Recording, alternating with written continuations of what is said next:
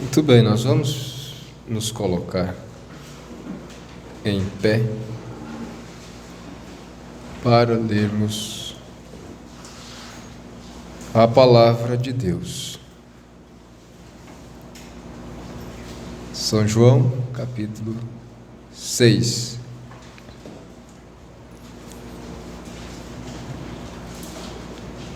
É o grande versículo do pão da vida, do pão do céu.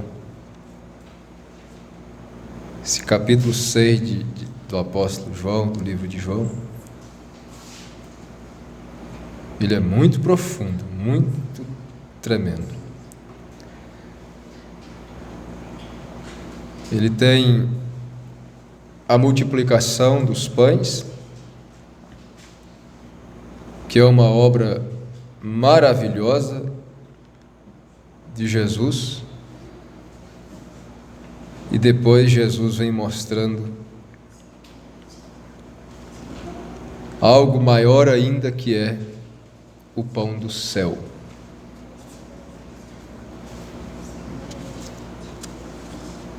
E aqui nesse final nós lemos assim, versículo 67. Então disse Jesus aos 12: Quereis vós também retirar-vos? Respondeu-lhe, pois, Simão Pedro: Senhor, para quem iremos nós? Tu tens as palavras da vida eterna, e nós temos crido e conhecido que Tu és o Cristo, o Filho de Deus. Senhor Jesus, nós Te pedimos, como o Senhor repartiu o pão para a multidão no início deste capítulo, pão natural, ainda que multiplicado pelo Teu poder, ainda era pão natural. Mas aqui nós estamos diante do pão do céu, do pão celestial. E rogamos que o Senhor o reparta para cada um de nós nesta noite. Uma porção que alimente cada alma, que sacie, que fortaleça, que revigore. Em nome de Jesus Cristo, Te pedimos. Amém. Os irmãos podem sentar.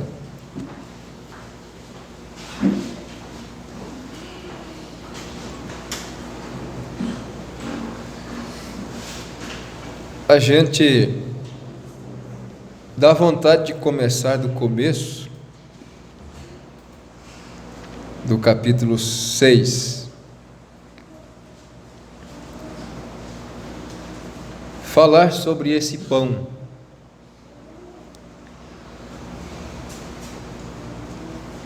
É maravilhoso falar sobre esse pão da vida. Mas nós estamos diante de um quadro. O curioso é isto, que depois deste assunto maravilhoso, olha só, volta aí no início do capítulo 6. Primeira coisa é a multiplicação dos pães e peixes. Esta grande coisa, todos ficaram maravilhados, comeram, ficaram saciados, deram glória a Deus, com certeza. Sobrou 12 cestos. 12 cestos. Jesus não é miserável, não. Jesus faz as coisas com sobra. É com sobra. Ele não deixa faltar e nem dá regrado. Ele sempre nos dá sobrando. É com tanta sobra que cada culto a gente nunca consegue chegar no fim do assunto, da palavra. E depois ele andou sobre o mar. Olha que coisa tremenda. Já pensou você ter uma experiência de encontrar Jesus andando sobre o mar? Sei não, mas talvez eu passaria um mês como que sonhando assim, aéreo. Ou talvez chorando num canto, como o irmão Brana diz, não te dá vontade de se afastar e chorar um pouquinho? Quem sabe se envergonhar, né? Mas meu Deus, meu Jesus é tão grande, tão bom, tão maravilhoso, tão tremendo.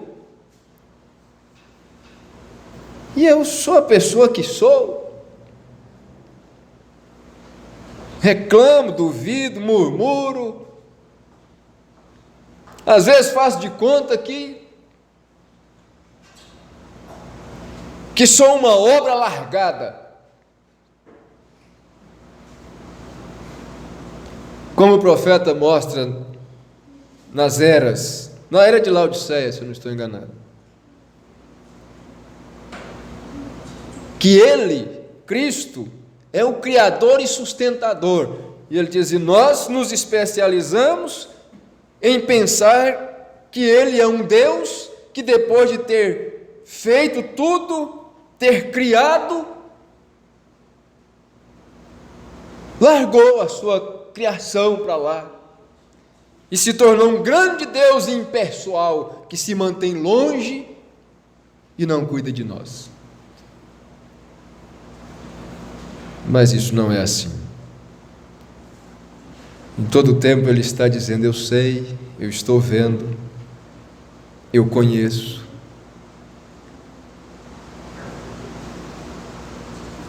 E veja, então ele andou sobre o mar. E depois ele começou a trazer o pão do céu para as pessoas. Primeiro ele multiplicou o terreno. Primeiro ele deu bênçãos materiais. Agora preste atenção nisso. E todos ficaram maravilhados. Mas quando ele começou a trazer coisas celestiais, as pessoas se assustaram.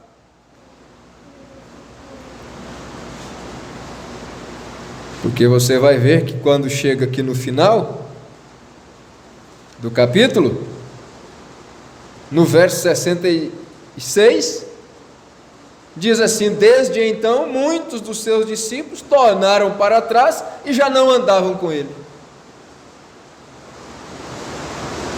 Olha só.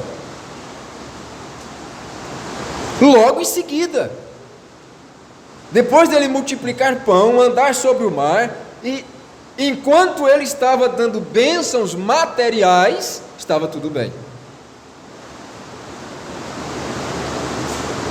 Mas quando ele começou a trazer as bênçãos celestiais, aí a coisa começou a ficar difícil.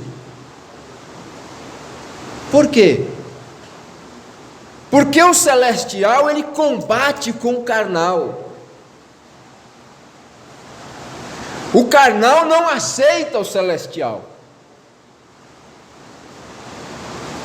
E quando o pão do céu começa a entrar na carne humana, quando o ser humano começa a comer o pão do céu, aquilo começa a produzir efeitos no seu organismo,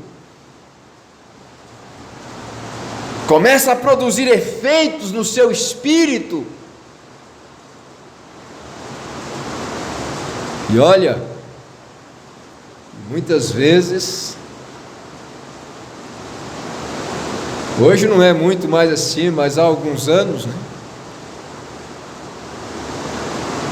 As pessoas tomavam remédios para vermes.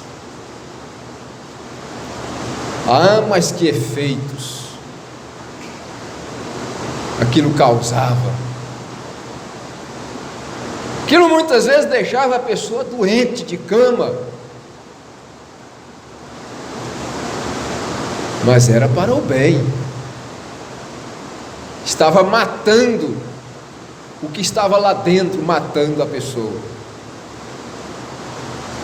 O irmão Branham fala disso, e ele diz que a mãe dele dava para ele óleo de rícino,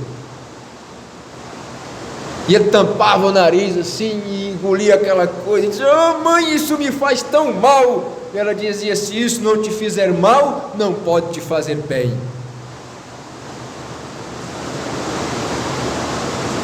E ali em Conceição do Araguaia tinha um índio que ficava vendendo remédio na feira. E ele ficava lá com um pilão assim, né? E socando aquelas ervas e batendo. E ele dizia assim: "Amarga, mas é bom. Remédio amargo é que cura o fígado, que cura o rim, que cura o baço, que cura não sei o que tem, e que cura não sei o que tem. Amarga, mas é bom." A gente passava lá, ele estava lá com aquela laquera, né? Tipo o homem da cobra, como o pessoal fala. Amarga, mas é bom. As pessoas gostam de remédio doce, docinho. E o pão do céu, ele começa a produzir um efeito. Ele começa a ir contra as suas razões.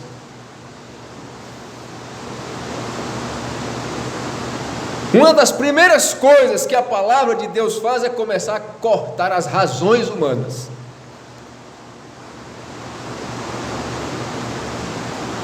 É um dos piores sentidos que o ser humano tem, que está no seu espírito, razão.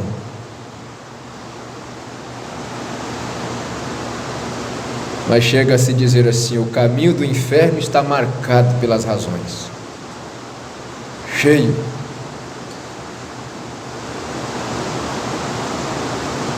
Então cuidado com sua razão.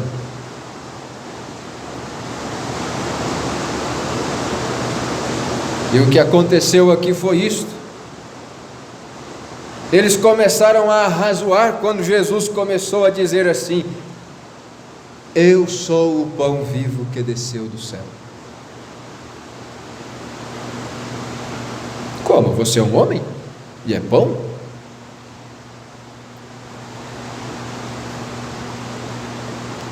"O pão que eu lhes der vos dará a vida eterna, e o pão que eu lhes der a comer é a minha carne." Pode a razão compreender? E eles foram ficando assim, como a velhinha lá no hospital, né? Que coisa estranha!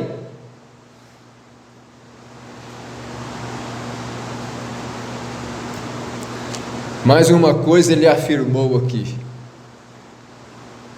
no versículo 37, ele disse assim: "Tudo que o Pai me dá virá a mim." Amém.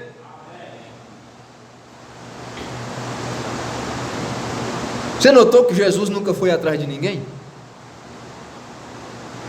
Ele diz: "Todo que o Pai me dá virá a mim." Quem corre atrás das pessoas é político.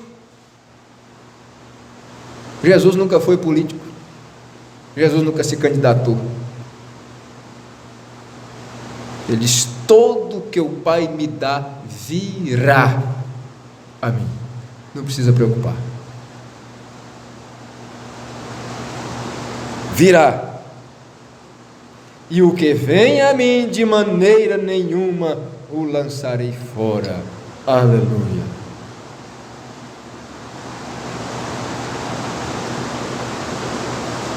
Agora vir a Jesus. E então, depois de toda essa maravilha, muitos dos seus discípulos foram embora e já não andavam mais com ele. Disseram: duro a esse discurso, quem o pode ouvir? E quando eles foram embora, Jesus virou para os 12 que ficou com eles e fez essa grande pergunta: como é que foi? Quereis vós também retirar-vos?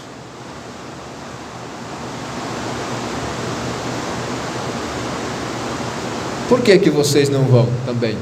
Ele estava dizendo para eles. Os outros foram, tiveram tantas razões. Olha, e isto sempre vem, sempre isto é colocado diante da semente real. Notamos no livro de Ruth que Noemi fez a mesma coisa. Quando ela tomou o caminho rumo a Israel, ela que havia se apostatado de sua fé, havia saído da vontade de Deus e havia pago um alto preço por aquilo, agora ela estava tomando o caminho de volta, vamos dizer assim, ela resolveu pegar o caminho da salvação.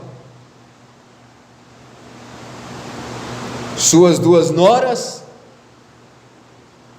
que haviam ficado viúvas como ela também, começaram a seguir, ir atrás dela. Ela parou, virou para trás, disse: o que é que vocês vão fazer atrás de mim? Voltem, minhas filhas, vão embora. E começou a apresentar razões para elas. E disse: olha, eu não tenho mais filho para casar com vocês, nem marido para que eu possa ter um filho. E ainda que eu tivesse um marido para me ter filho, quando ele viesse a ficar grande, vocês já estariam passadas, né? Voltem, vão para a casa de seus pais. Eu sou uma velha, pobre, viúva, desamparada, errada, porque eu estou fora do lugar que eu deveria estar.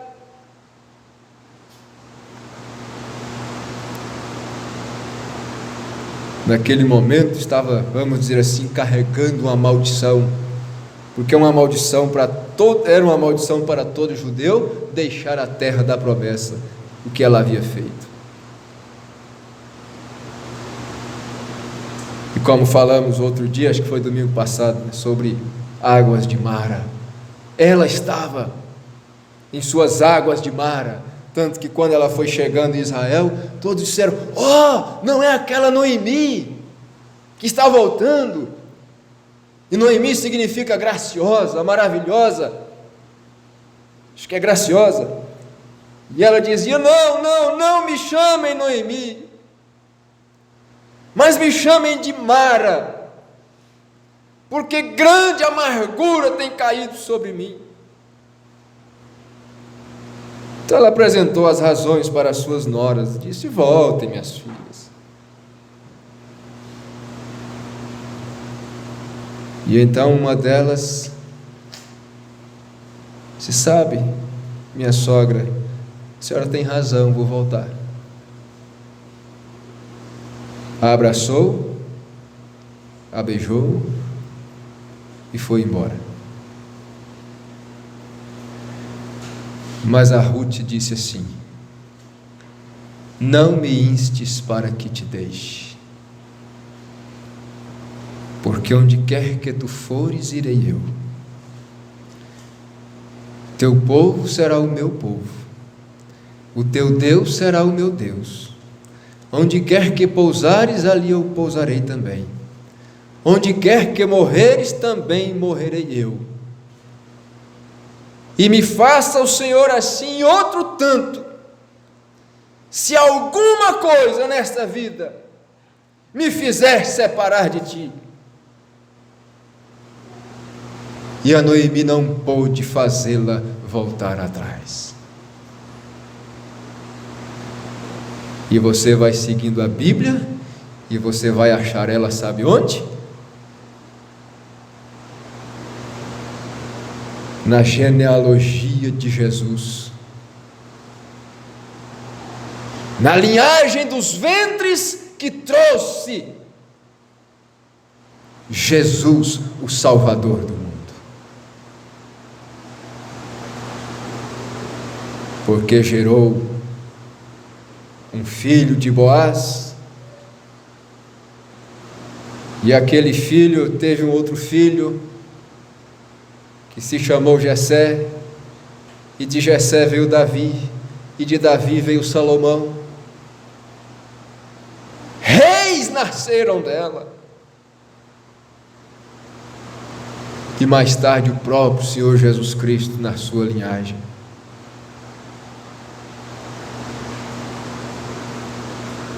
Mas ela foi até aconselhada a voltar para trás. E Jesus aqui está fazendo a mesma coisa com os discípulos. Disse: vocês não querem ir também? Vão. É melhor para vocês. Ele podia citar as Escrituras e dizer assim: olha, o pastor será ferido e as ovelhas serão dispersas. Vocês entrarão em pânico. É um lugar duro ficar comigo. Tem um Calvário pela frente, tem um jardim de Getsêmani pela frente.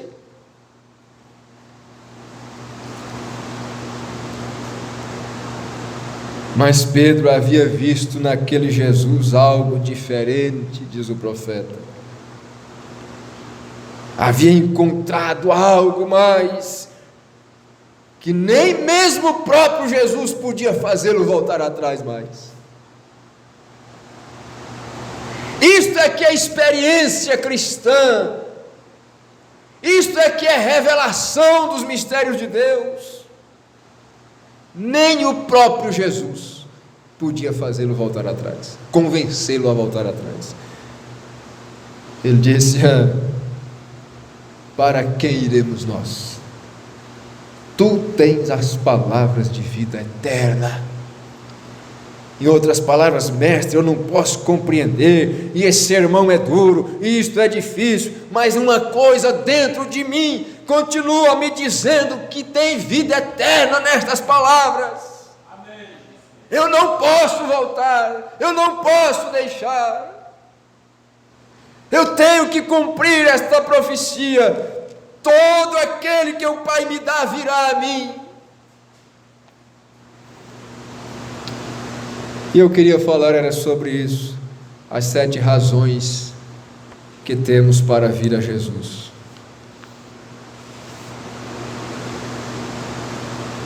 E a primeira coisa é esta: Jesus disse: eu sou o caminho. Agora, há somente um céu. E há um Deus, e um caminho para chegar lá.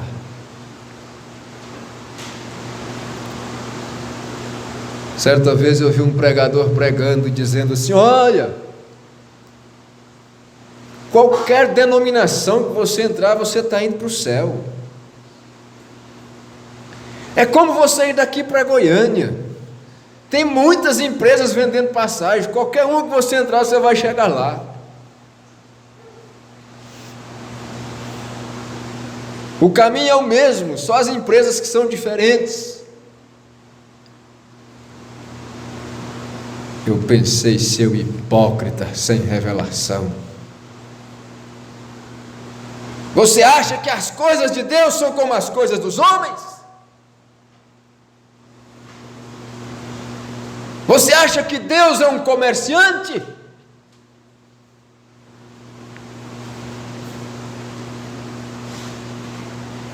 Só há um céu, só há um caminho para o céu. Só há uma condução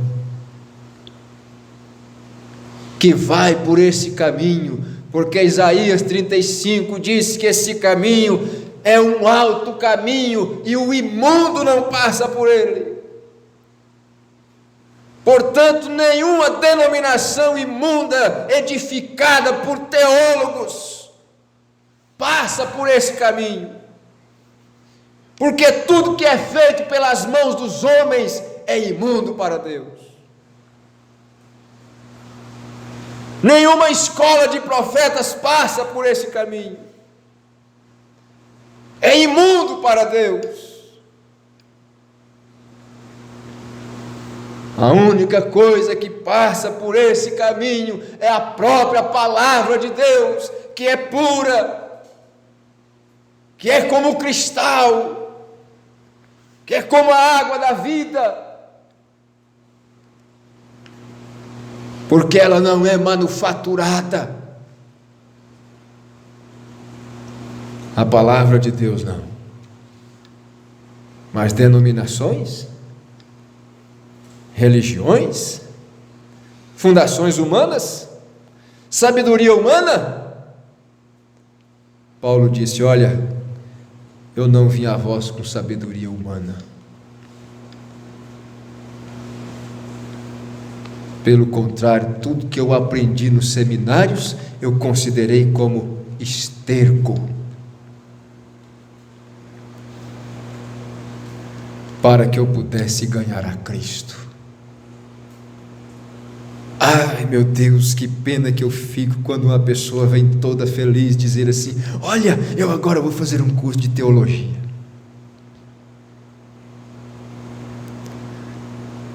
Eu penso que você está dando mais um passo em direção ao inferno.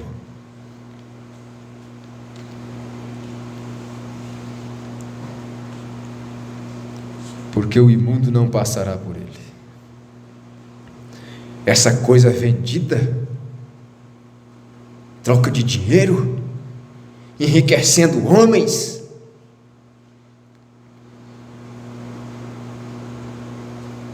que ficam amontoando livros e vendendo.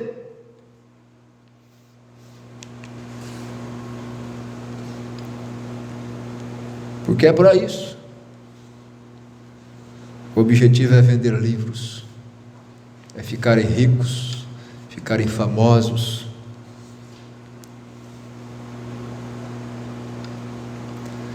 Mas o Evangelho de Jesus Cristo nunca foi colocado nestas bases. Quando João estava na prisão e desceu para o baixo nível da sua razão, ele mandou seus discípulos ir perguntar: és tu aquele que havia de vir ou devemos esperar outro? E Jesus disse para eles: vão e digam a João o que vocês estão vendo e ouvindo, e diga para ele: os coxos andam, os cegos veem, os surdos ouvem, os mudos falam, e o Evangelho é anunciado aos pobres.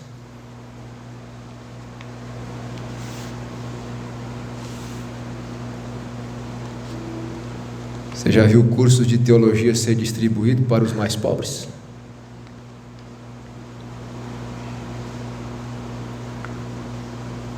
Até as chamadas revistas de escolas dominicais,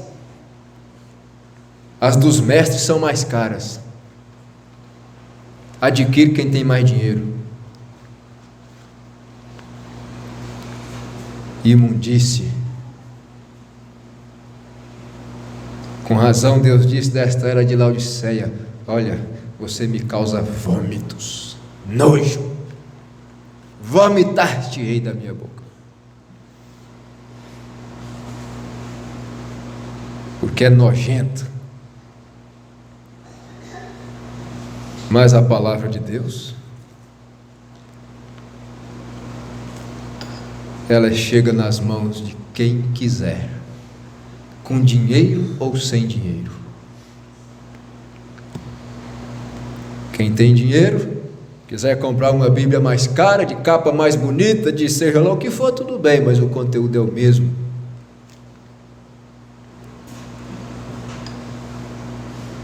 Mensagem do profeta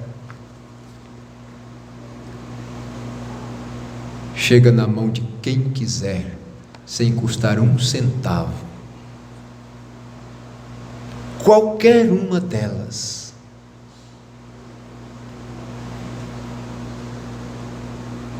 Porque é a palavra de Deus. A palavra de Deus sempre vem a profetas. E profeta vem, entrega para o povo do jeito que recebeu, sem manufaturação, sem comercialização, sem sujá-la.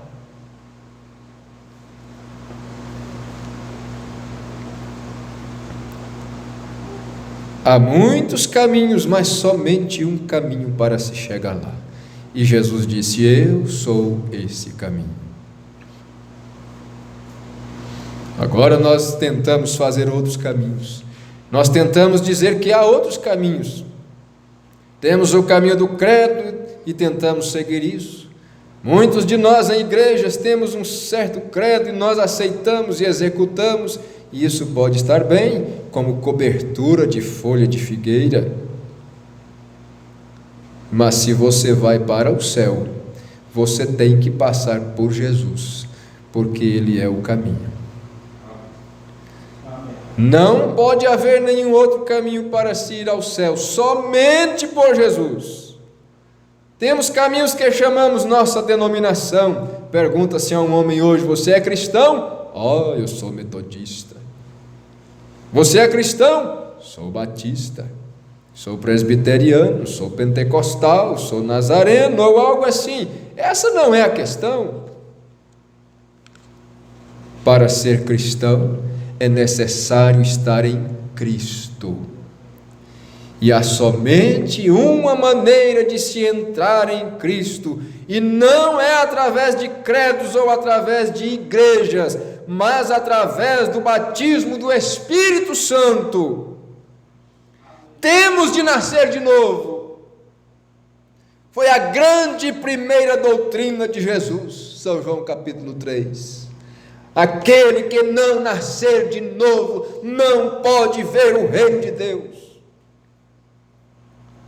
Aquele que não nascer de novo nunca compreenderá o poder de Deus em sua vida, o domínio de Deus, te guiando, te conduzindo segundo sua vontade, boa, perfeita e agradável. Romanos capítulo 12 diz que é assim. Diz: não vos conformeis com este mundo. Como é que é? Deixa eu ler lá. Romanos 12. Para que saibais, rogo-vos, pois, irmãos, pela compaixão de Deus, que apresenteis o vosso corpo em sacrifício vivo. Ele sempre está pedindo o corpo também. Santo, o corpo. Santificação, não é só da alma, não, do corpo também. Santo e agradável a Deus, que é o vosso culto racional. Eu tinha que abrir um parênteses aqui e colocar para vocês uma mensagem que eu preguei há uns 10 anos com esse tema, culto racional, para vocês verem o que é isso, culto racional. E não vos conformeis com este mundo, mas transformai-vos pela renovação do vosso entendimento, para que experimenteis qual seja a boa, agradável e perfeita vontade de Deus. 3 coisas: ela é boa, ela é agradável, ela é perfeita. Mas para experimentar, tem que passar por uma transformação. Mas quem quer ser transformado nos dias de hoje? Caça alguém que quer ser transformado. Todos querem as bênçãos dos céus, todos querem as bênçãos de Deus, todos querem a felicidade de Jesus Cristo, mas ser transformado não quer não. Quem quer ser transformado, somente os eleitos, predestinados desde antes da fundação do mundo. O resto quer chegar no céu do jeito que está no mundo.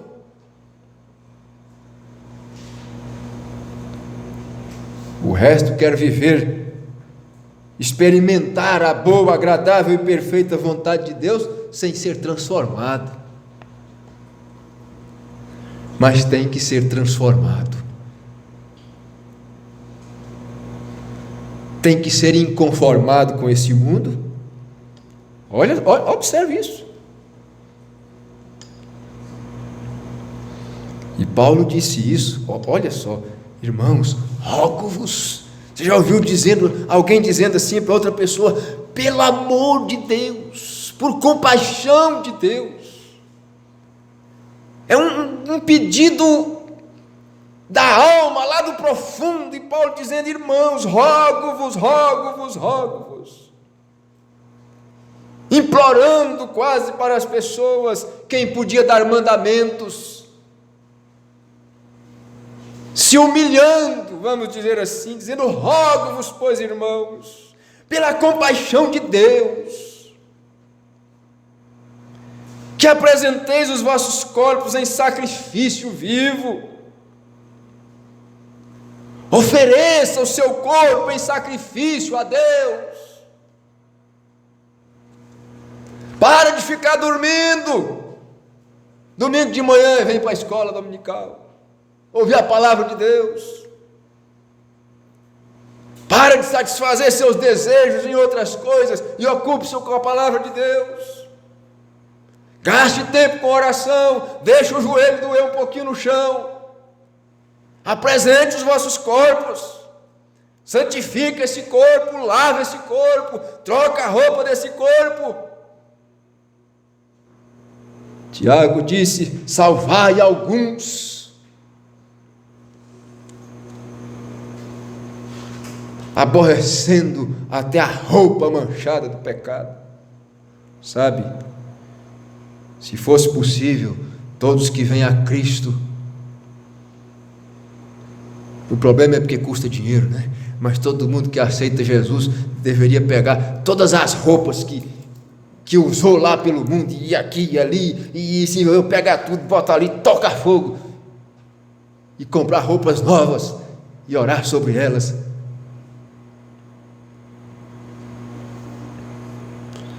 Mas é claro, não funciona bem assim, né? Custa dinheiro. Então você tem que ir aos poucos, trabalhando, pedindo graça. Jesus, me ajuda. E vai mudando, e vai trocando, e vai abandonando as coisas velhas. Tem que apresentar o corpo em sacrifício a Deus. Sacrifício vivo, santo. A Bíblia diz: segui a paz com todos e a santificação, sem a qual ninguém verá o Senhor. E agradável a Deus. Olha, esta é a coisa. Hebreus 11:5 diz: pela fé Enoque foi trasladado para não ver a morte, porque Deus o trasladara, visto como antes da sua trasladação alcançou testemunho de que agradara a Deus. Amém. Então não pensemos nós que nós vamos ser trasladados, arrebatados. Jesus tem, é o único que tem trasladação. Se nós tivéssemos tempo para chegar até até a sétima coisa aqui, ó. A sétima razão para virmos a Jesus, ele mostra, ele é o único que tem trasladação. O que é isso? Poder para transformar um corpo e levar para o céu sem ver a morte, como Enoque foi. E Hebreus 11:5 diz que antes da sua trasladação, ele alcançou testemunho de que agradara a Deus. E não se pode agradar a Deus sem apresentar o seu corpo como um sacrifício vivo ao Senhor, sem gastar esse corpo. Paulo dizia assim, ó, eu de muito boa vontade me gastarei e me deixarei gastar. Não tem problema não, deixa esse corpo vai ser transformado, você vai receber um novo lá em cima.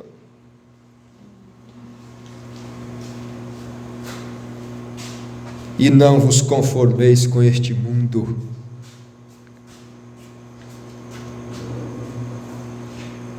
Conformidade com o mundo, todo mundo conformado, né? Mas o eleito de Deus, ele é um inconformado, ele não se conforma não. O eleito de Deus, ele é um equilibrado. Não é murmurador nem lamentador, mas conformado com o mundo, não. Não tem nada nesse mundo que serve para o eleito, para o Filho de Deus. Sua vontade é só de ir embora, subir. Porque tudo que você consegue nessa vida é para te ferir. Quando você pensa que resolveu o problema, você compra o outro. Quando você pensa que se livrou de um, você tem outro.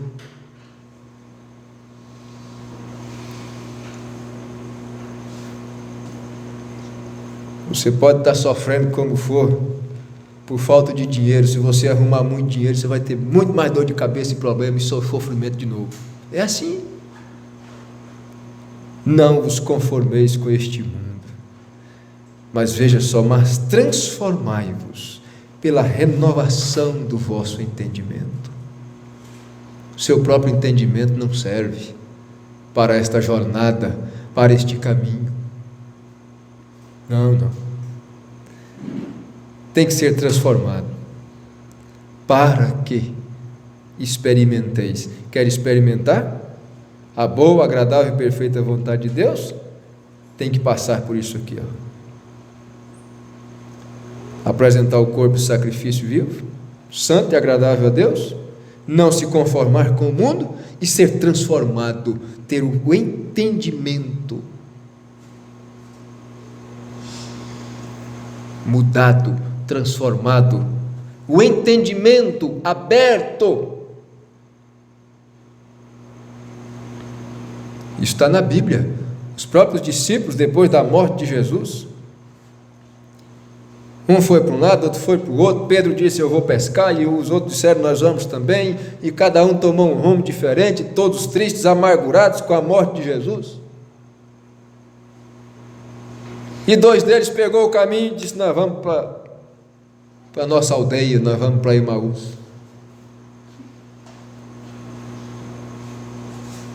E foram, e andando, e falando de Jesus, e tristes. E logo um homem se aproximou deles e começou a conversar. Disse, o que vocês estão conversando assim, tão aborrecidos? E eles disseram, tu és só um peregrino em Jerusalém e não sabe das coisas que têm acontecido? Não, quais? Não, a respeito de Jesus de Nazaré, varão profeta, poderoso em obras, e nós críamos que ele era o Messias, e que havia de restaurar o reino de Israel, e assim por diante, mas agora eles prenderam ele, mataram, crucificaram, e agora já é o terceiro dia que ele está enterrado, acabou a nossa esperança.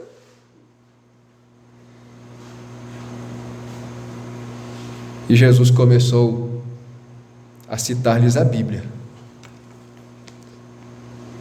E lá diz que começou lá por Moisés e pelos profetas, e começou a esclarecer para eles a forma de Deus fazer as coisas, que não é como a mente humana pensa que é. E seus corações até começaram a arder. Mais tarde eles disseram: nossos corações ardiam enquanto ele nos falava. E chegaram na aldeia de Emaús e tal, e eles disseram: entra, fica conosco, já é tarde. E Jesus, que já tinha programado aquilo, entrou com eles. E na hora da janta ele pegou o pão e partiu. Abençoou o pão, partiu e deu para eles. Quando ele fez aquilo, então eles o conheceram. E a Bíblia diz: então abriu-se-lhes o entendimento para compreenderem todas as Escrituras. Jesus é o que abre o entendimento para aqueles a quem Ele o quiser revelar. Como Ele disse: ninguém conhece o Filho senão o Pai, e ninguém conhece o Pai senão o Filho, e aquele a quem Ele o quiser revelar. Por isso as pessoas não podem ver o Pai no Filho, e nem o Filho no Pai, e dizem que o Pai é um e que o Filho é outro. Mas para Filipe ele disse: não crês tu que eu estou no Pai e o Pai está em mim? Como dizes tu, mostra-nos o Pai. Estou há tanto tempo convosco, não me tendes conhecido? Só para aqueles a quem Ele o quiser revelar. E Ele tem manifestado essa graça para nós, tem nos revelado, não estamos enganados. Sabemos que Jesus não é segunda pessoa de Santíssima Trindade, mas que Ele é Deus manifestado em carne. É o mistério da piedade. Vocês não gostam disso? Amém. Ou estão pasmados? Eu tenho que parar. O tempo acabou. A abertura do entendimento. E quando seu entendimento for aberto, então você compreenderá, experimentará a boa, agradável e perfeita vontade de Deus em sua vida. Isto casa com São João 3, novo nascimento, compreensão do reino de Deus, é entender o agir de Deus, entender o poder de Deus, e em cada momento poder dizer assim: esta é a vontade de Deus em minha vida, amém.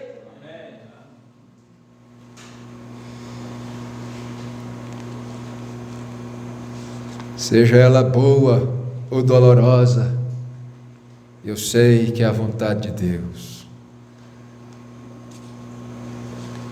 Nascer de novo. Veja, temos de nascer de novo. E quando nascemos de novo, agora como é que se nasce de novo? Como é que se nasce de novo? É vindo na frente dizendo assim: eu aceito Jesus como meu Salvador, e dar a mão e agora eu pertenço à igreja? Isso não é novo nascimento. É pular e gritar e se emocionar e participar disso, daquilo e virar um igrejeiro assíduo, frequente, que não perde um culto, não perde uma reunião, não perde isso e se mete em tantas coisas que... Isso não é novo nascimento. E começam a inventar coisas, né? Eu vi um pregador denominacional, eu até me admirei, mas tem, lá no meio, tem alguém para deixar as pessoas inexcusáveis, e ele dizendo assim: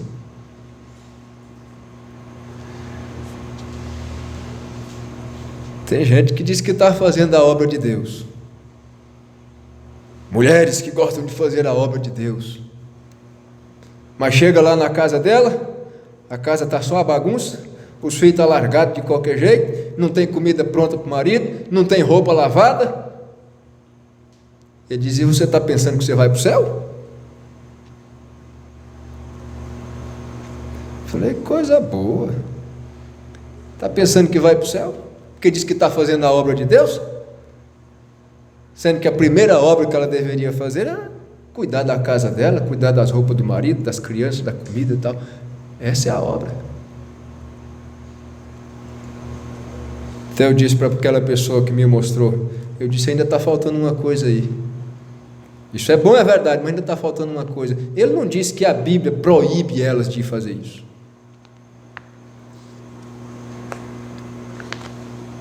Nasce de novo? É ser batizado nas águas? Em nome do Pai, do Filho e do Espírito Santo? Não, também não. É ser batizado nas águas em nome do Senhor Jesus Cristo? Também é novo nascimento? Não, também não. Você tem que ser batizado.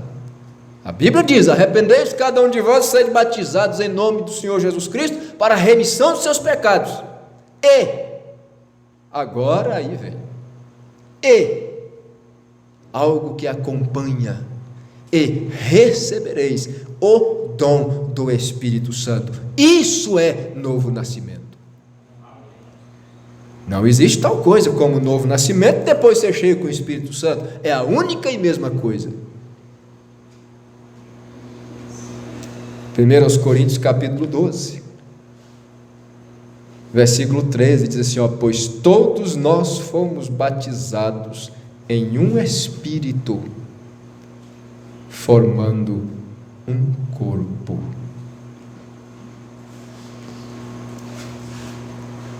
Isso é novo nascimento. Isso é transformação e renovação do entendimento. Porque o Espírito Santo é que é o revelador. Então temos que nascer de novo. Temos que ser cheios do Espírito Santo. Pregador, então quer dizer que eu só posso receber o Espírito Santo após ser batizado em nome do Senhor Jesus Cristo? Não, pode receber antes também. Mas uma coisa é certa, aquele que recebe o Espírito Santo, antes de ser batizado em nome do Senhor Jesus Cristo, ele pede para ser batizado imediatamente após receber o Espírito Santo, porque o Espírito Santo o leva a fazer isso. Atos capítulo 10, leia lá a história de Cornélio. Estando ainda Pedro falando estas palavras, caiu sobre eles o Espírito Santo, e falavam em línguas e profetizavam. E Pedro disse, pode alguém negar água para estes, visto que também receberam o Espírito Santo como nós? E todos foram batizados em nome do Senhor Jesus. Temos de nascer de novo, e quando nascemos de novo, quando somos batizados por esse Espírito, então estamos em Cristo. Não fique satisfeito de estar com Cristo.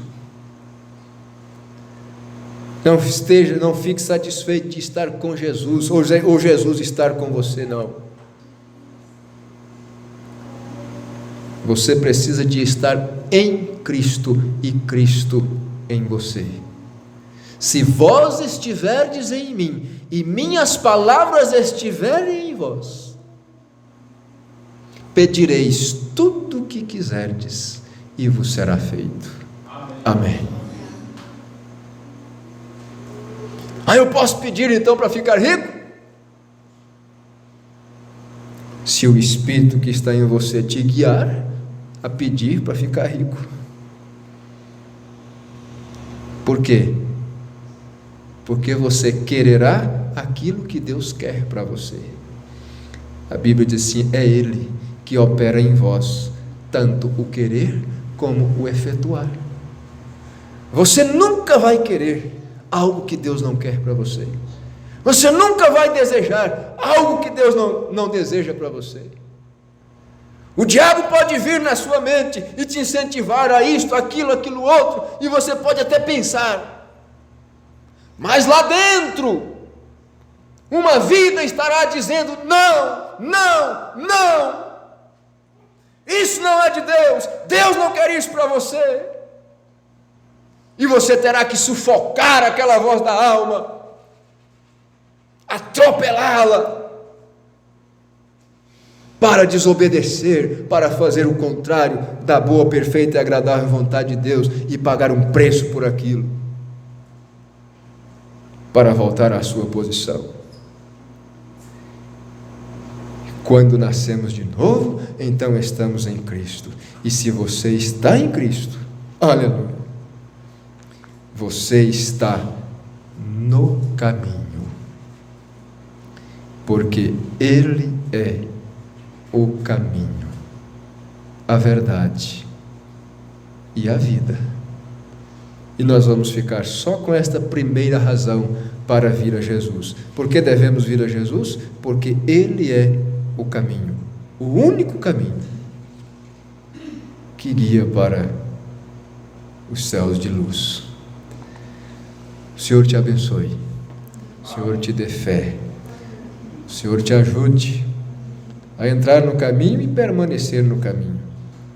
Mas olha, uma vez no caminho mesmo, depois de ser batizado nesse caminho, nesse corpo, pelo Espírito Santo, sabe o que é que a Bíblia diz?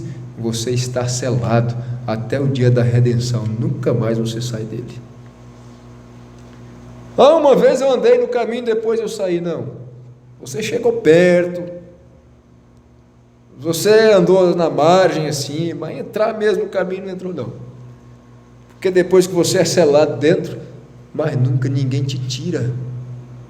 Jesus disse assim, ninguém as arrebatará das minhas mãos.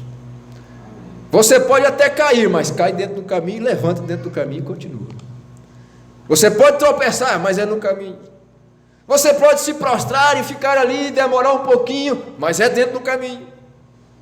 Sair, não sai mais não, porque Ele faz a obra por completo. Deus não faz as coisas pela metade.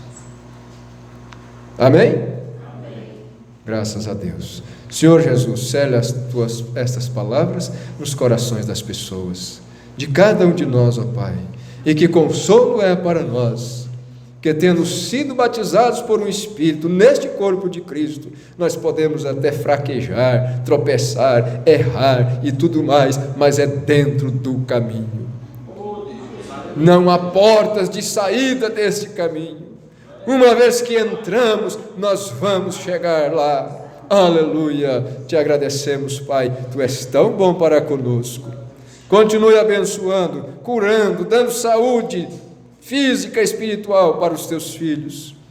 Em nome de Jesus Cristo, paz na alma, regozijo na tribulação, porque o Senhor é a força da nossa vida. Em nome de Jesus Cristo. Amém. Deus abençoe todos. Terça-feira, o Senhor nos permitindo, estaremos aqui para mais estudo, continuando com a era de Laodiceia. Tá bom, não tá? A era de Laodiceia. Estudando a era de Laodiceia, tá bom? Terça-feira nós vamos continuar. Amém.